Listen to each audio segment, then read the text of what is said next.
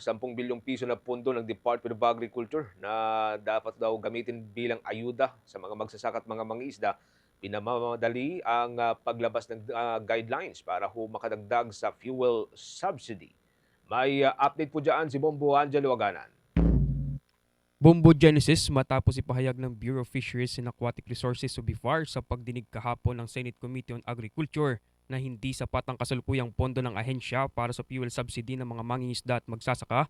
Inatasan ng Senator Francis Kiko Panghilinan, chairman ng nasabing komite, ang Department of Agriculture na padali ng paglabas ng guidelines ng 10 bilyong piso na pondo ng ahensya pang ayuda para sa mga magsasaka at mangingisda upang makadagdag ito sa pamamahaging fuel subsidies ng gobyerno.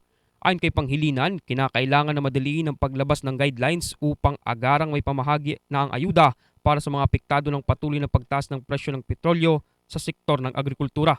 Aniya, mahigit 80% ng kabuang gastos ng produksyon sa pangingisda ay mula sa paggamit ng krudo, dahilan upang lalo umanong maramdaman ng sektor ang epekto ng pagtaas ng presyo ng langis.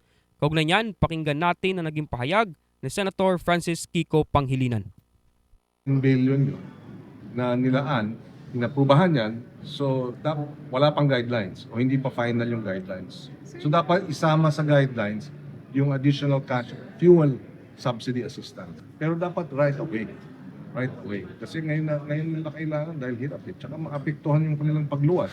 Kung every other day na lang sila luluwas, edi tataas ang presyo ng yung supply, mababawasan, tataas ang presyo ng isda. Dumadaing naman Bombo Genesis sa mga mangingisda sa gobyerno dahil hanggang ngayon umano ay nananatili pa rin sa pangalawang pinakamahirap na sektor ng mga manggagawa sa bansa ang mga mangingisda.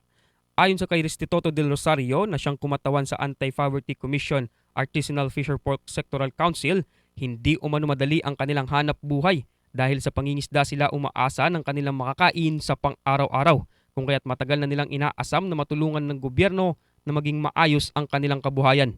Aniya, umaasa umano sila na sa pagdinig ng Senado ay magkakaroon ng liwanag ang hinihinging suporta mula sa pamahalaan. Kaugnay niyan, pakinggan naman natin ang naging pahayag ni Restituto del Rosario.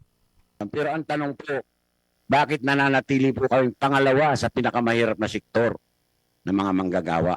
Umaasa po kami na sa pamamagitan ng committee na to, Mr. Chair, ay magkakaroon ng liwanag ang inaasam namin na mabago yung aming kabuhayan. Tama po si Sir na sinasabi. Ang totoong buhay po ng isang small scale fishers, yung kakainin po namin bukas, hanapin namin ngayon.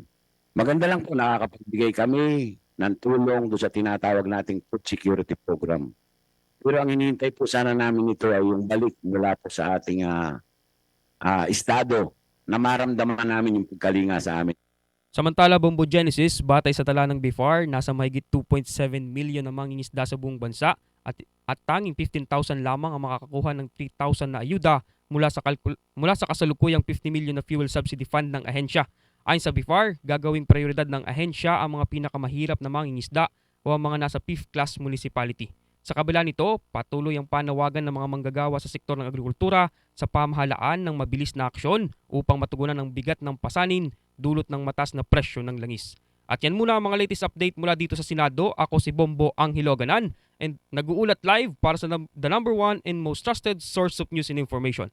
Basta Radyo, Bombo! For the most trusted source of news and information, visit our website at www.bomboradio.com. Follow us on Bombo Radio mobile app, Facebook, YouTube, TikTok, and X, formerly Twitter. Like, share, and stay connected. Anytime, anywhere.